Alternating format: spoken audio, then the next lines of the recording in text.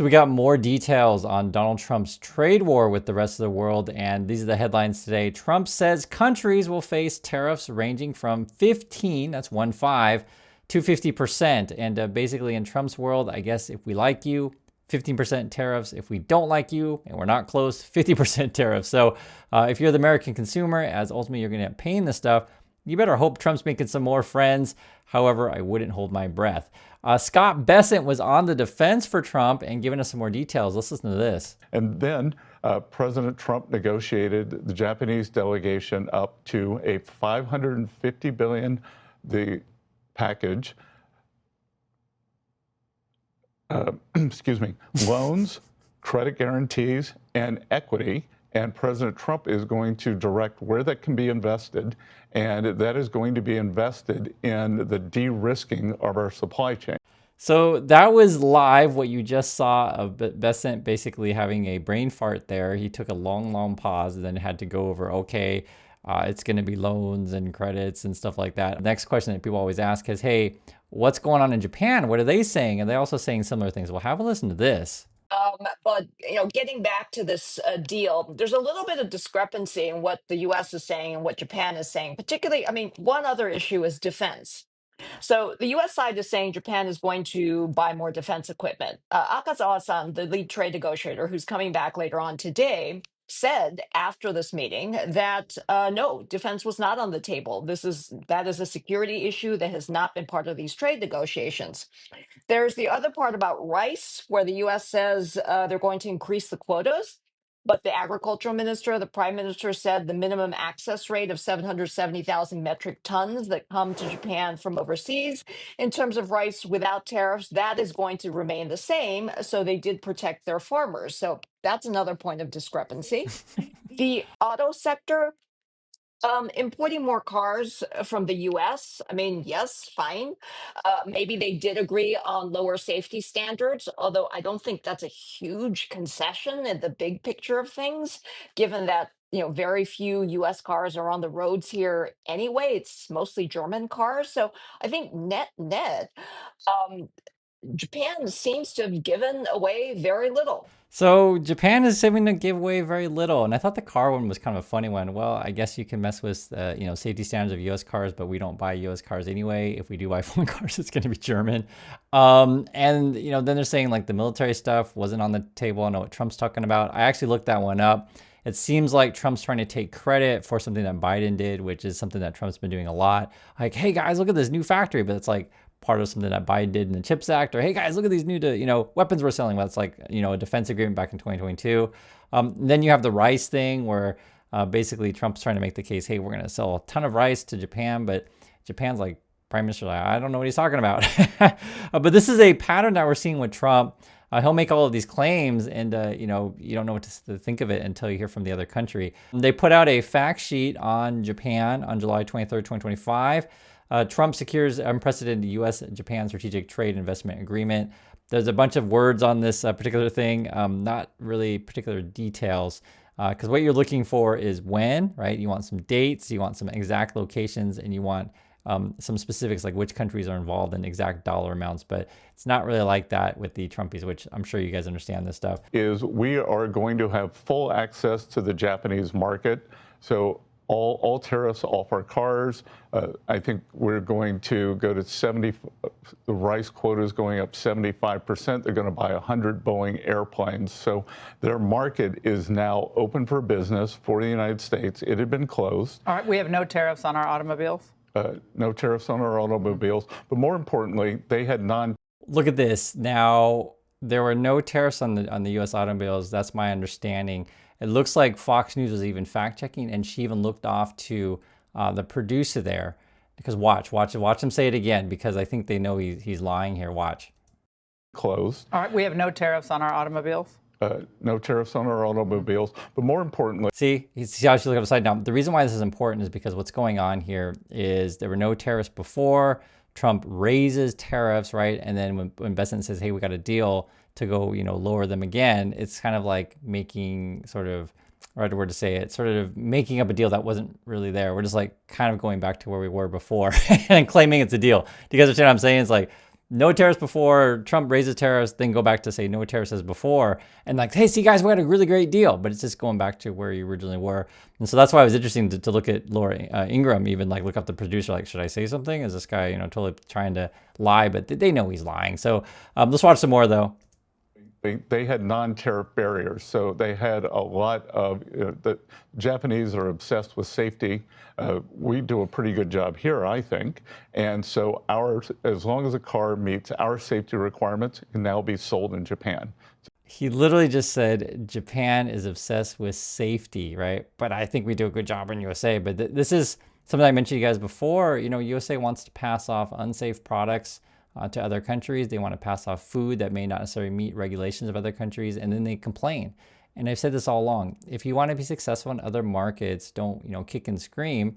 Make products that are suitable for other countries who have higher standards, and be it food, be it cars, whatever. I mean, he literally was just saying it right there. Japanese are obsessed with safety. We do a pretty good job here, I think. Trump's getting attacked at home also. Trump's Japan trade deal raises fears he gave away too much. There's a couple different ways you can look at it. It's like, hey, are you letting, you know, Japan buy up our companies? Is that what's going on? Is that how I read that? Or hey, shouldn't you actually have, you know, more restrictions on Japanese cars? Because what it sounds like, what they're negotiated, I guess you could say, is you could theoretically get more Toyotas and Hondas on the road coming directly from Japan. But there'll be a 15% tariff, and then Trump will just collect all of that money. Because I don't necessarily see U.S. jobs coming as Trump has promised. Now we've got this AI boom that's incredible. Probably the capex being spent on that is $300 billion a year, or 1% of GDP, and that's going to create a Pay down the debt too. Pay down the debt, but it's going to create a productivity boom.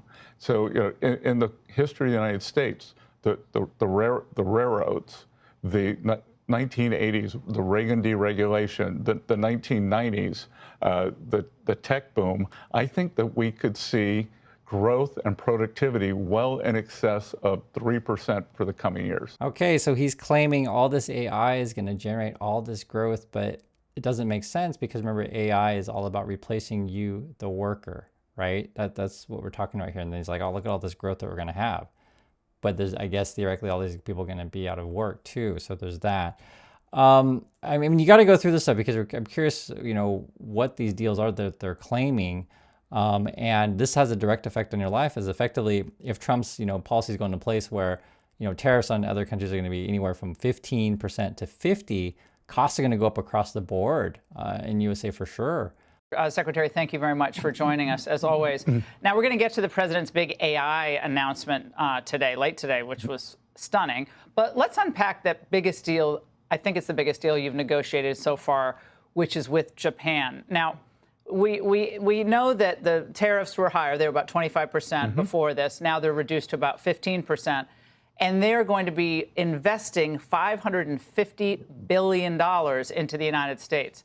My question to you is, where is that money going specifically, and how are we going to enforce that it's actually spent and that Trump is going to make the ultimate decisions on how it's going to be invested? How will that all work? Sure, Laura, and good to be here. This is an innovative deal. The Japanese came with President Trump's full pressure, and they kept coming back better and better deals. It was interesting to see Fox News actually question it. Like, okay, so where's the money coming from? Where's the money going? Is Trump going to control this money? you could literally hear him say that. And I asked Yeji, my wife, about this. Like, why did, you know, Fox kind of ask a little bit tougher questions this time? She's like, well, you know, maybe with the whole Murdoch lawsuit thing, they've changed the tune a bit. It's certainly a possibility. But these are certainly, you know, real questions.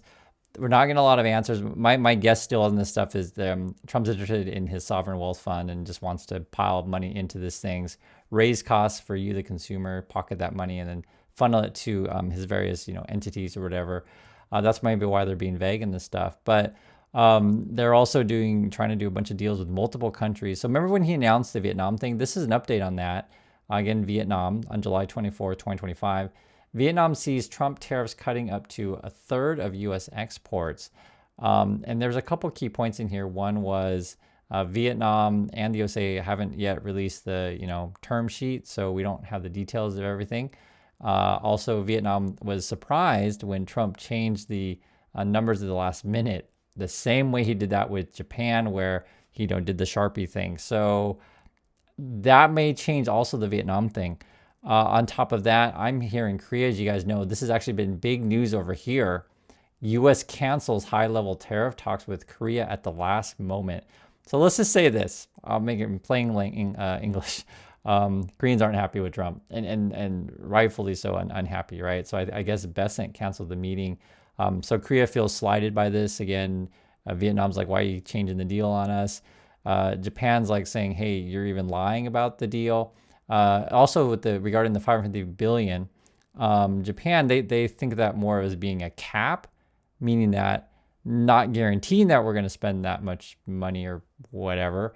And I don't even know if Japan's spending. The way that they make it sound is maybe U.S. companies are going to borrow the money from Japan, or borrow the money, and then Japan's going to guarantee the loans. That's probably a better way to say it. But honestly, it's unclear. I want to make that clear. It's unclear. That's why this whole thing is bizarre. But theoretically, Korea was thinking about more 100 billion cap kind of thing. There's a lot of stuff up in the air, though. But if you're not keeping your appointments, I mean, how can you trust these people? There's that. Let's watch some more, though, what Besant has to say. So it will be invested in critical minerals, in pharmaceuticals, in semiconductors, in shipbuilding. So we are going to... And the other thing I noticed, too, they mentioned a bunch of industries, again, not necessarily specific, but the only specific company they keep mentioning over and over again is Boeing, right? So it's kind of funny where he's like, oh, those Japanese are just obsessed with safety. Why do they want to be obsessed with safety? Hey, and by the way, would you like to buy our Boeing planes that follow the sky? I know it's funny. It's not that funny, actually, because here's to be frank with you guys. There are other companies out there, and I'll say specifically, I think Airbus could make a real big gains in market share. They already have been, but I could totally see Airbus taking over the airways. And also, I think Chinese manufacturers are also making airplanes these days. You never know, but that's been a big deal. The U.S. really wants to sell Boeings, and specifically around the world.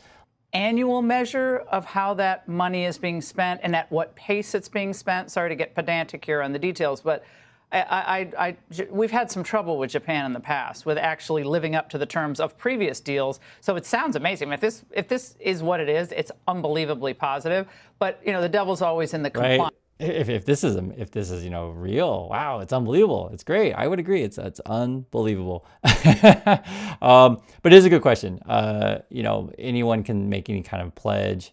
How do we know the money's actually going to go through, and how will we measure that? The other thing that I want to mention is with any of these kind of deals per se, it's not like you can do this unilaterally. Japan or any country would need to go back to their Congress or Parliament, get that ratified, go through. The USA needs to go back through their, Congress also ratified, make sure everything's okay. I'm sure there's gonna be plenty of adjustments. It may take like 3, 4, 5 years to do a full agreement. You can have a term sheet, sure, but there's so many details on this stuff. And you're gonna look at, you want specifics, like which companies, what locations, what dates, and also what about permits? Like if you are indeed building all these factories or where it takes time to, get the plans in place to actually do it. That's why this stuff is total nonsense.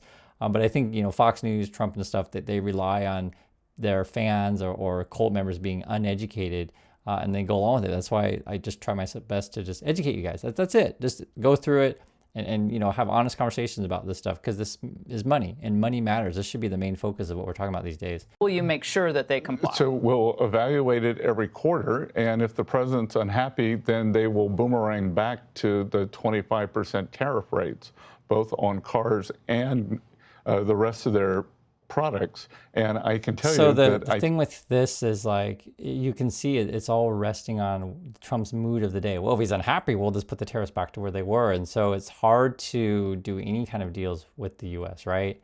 It's not approved by Congress, plus Trump keeps changing his mind.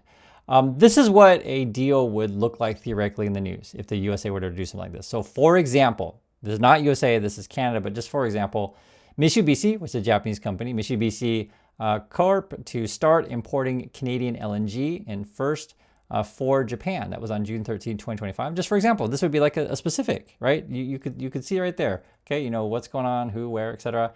Canada's Alberta eyes Japan for a new LNG deal amid U.S. tariff threat. That was back in February. And that's the kind of stuff that you'll want to be looking for, right? Actual details, names of companies, give me specifics. But the Trump people don't really give you much of that. Now, you're meeting with the Chinese next week in Stockholm, I understand? Monday and Tuesday. And earlier you said that you were working to convince them to slow their glut of manufacturing that they've been doing for decades, obviously, and then concentrate on building a consumer economy, presumably so they'll buy more of our stuff. But to play devil's advocate, why do we really need a deal with China right now? I mean, things are going unbelievably well. All the indicators are that their manufacturing is slowing, which presumably we want. Is that what we want? And it was interesting to see her, push back again, because the idea would be, okay, so do we want USA to be the factory workers and for China to be the rich consumers? Is that the relationship that we want, right? And it's fascinating because I think the Trump people, that's what they're trying to sell everyone in USA, but I'm not sure many Americans want to go back to work in the factory. So there's that.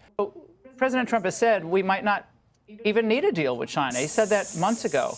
Why push for a deal at all? Well, and so I wonder if they're thinking that we're not going to get a deal at all, so they're trying to soften their language and stuff. Well, why even bother getting it? Oh, we don't need one anyway. It's kind of like the kid that's like, saying, oh, well, I didn't want to date that girl anyway. I never liked her anyway. And it's like, you just spent a whole year talking about how much you like her. I think there's a chance President Trump could be the president who opens up China. They have until August 12th to make a trade deal, but you indicated that might be flexible. We are in a good place on the 30% tariffs with them, and then I think we're in a really weak position with China. Even Fox News seems to be calling it out in a nice way, but it seems pretty, obvious to me. And I want to hear your thoughts also on that one. Does it seem like even Fox News is calling out, guys, we're getting crushed on China. What are you doing over there? But when China can dump rare earths anywhere in the world at below market values, who the heck's going to set up rare earth in the United States when they can't compete? Well, part of the defense budget is going to go to, there's going to be allocations in the Defense Production Act for things like this. So, Congress is moving forward on this, and it's very important that the White House, Treasury, Commerce are all moving in unison. And there's a group of us who believe that if we leave office in January 2029 without de-risking the U.S. supply chains, we will have failed, and we are not going to fail. Okay, he says they're not going to fail, but there's a couple of things in here that I was listening to him that he said that I want to mention. It sounds like they want to maybe reallocate part of the defense budget and put that into production of whatever rare earth materials, et cetera, right? And then I was putting the pieces together as basically, let's use money from the defense budget to go take over Greenland and then, get and privatize whatever production that they want in Greenland, right? For, rare earth minerals or oil or whatever. And we'll try to benefit our billionaire buddies like Musk, because he'll want to use those materials to blow up his rockets or make batteries or whatever, right? Just for example. But it really did seem like a reallocation of funds from things that are earmarked for defense, but maybe go into things that they're calling defense, right? And that's just something that, and for the Trump people, they could have a wide array of things that they would call, for defense, because one of the things that Trump is doing to expand his power at the executive branch is saying that everything is an emergency, and therefore I have, right to do all this stuff. Like all this tariff stuff may end up being unconstitutional as, ruled by the Supreme Court, if it does get there, but I think it will. In the future anyway. So do keep a track of this stuff, but this is something I had noticed. Well, so what do you talk about? I know you see him once a week. Do you see him for breakfast, Powell? Yeah, and we talk about exactly this. You're not seeing inflation. When are you gonna say, Uncle? When will we know? And we talk about the overall economy. What we're seeing. We talk about the international economy. Well, what's his personality like? I think a lot of people don't really know. Is he pleasant? Does he seem angry or upset or annoyed? I mean, he's pleasant. He's dutiful. He's been doing this a long time. It was Trump's pick. He was. But again, that's the problem with a lot of these jobs. It could happen at Treasury. I don't think it's happened to me, but a lot of DC jobs, the building takes over the person. All right, so according to Scott Bessent, the building takes over the person, and maybe Bessent's going to fall into the White House trap and just basically lie nonstop and bow down to Trump. I don't know what you're up to, Scotty, and what Trump has promised you, but I would bail ship if I was you, and this goes for anyone in Trump's cabinet or anyone in Trump's team or anyone working with Trump at all. Just don't associate with that dude. There's nothing but trouble in this stuff, and as you go through the stuff, daily, which we do, it's embarrassing, and you guys know it, I know it, and I just want to let you guys know, if you're watching this, you're not crazy. I can see the craziness, and you can see the craziness also, and let's try to keep each other sane. So I want to hear your thoughts on any of this stuff. I do appreciate your time, and I'll catch you on the next video.